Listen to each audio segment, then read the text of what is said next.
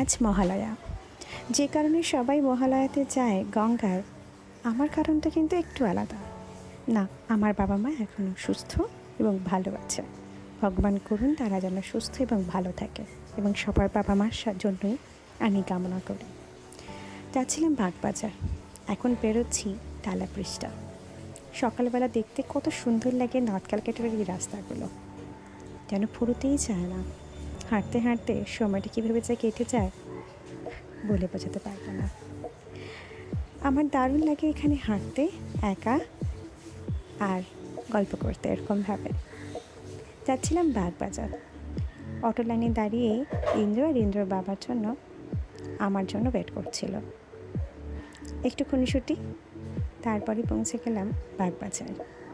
বাগবাজার ঘাটে তখন প্রচণ্ড ভিড়। ঘাটে পৌঁছানোর আগেই দেখলাম সার্বজনীনের কাজটা এত ভিড়। এই ঘাটের অবস্থা একদম পা রাখার জায়গা নেই। তখন ভাটা চলছে, জলের টান নিচের দিকে, দেখেই বোঝা যাচ্ছে জল উল্টো দিকে যাচ্ছে। তার মধ্যেই কাজ সারতে হবে আমাদেরকে। সেরে ফেললো ইন্দ্রর বাবা কাজ। তারপর পৌঁছে গেলাম বাগবাজার সার্বজনীন দুর্গোৎসবের প্যান্ডেলে। মায়ের অবস্থা এতটুকু। এখন ঘুরে দেখালাম তোমাদের জন্য প্যান্ডেলটা এখন কীরকম অবস্থায় রয়েছে। ঝাড়বাতি অর্ধেক তৈরি হয়ে গেছে, এখনও অনেক কাজ বাকি। খুব ভালো লাগলো এই অবস্থায় দেখতে প্যান্ডেলটাকে। এটাই তো ভালো লাগে। মা আসছে, এখন বাড়ি ফেরার পালা। ফিরে চললাম বাড়ি।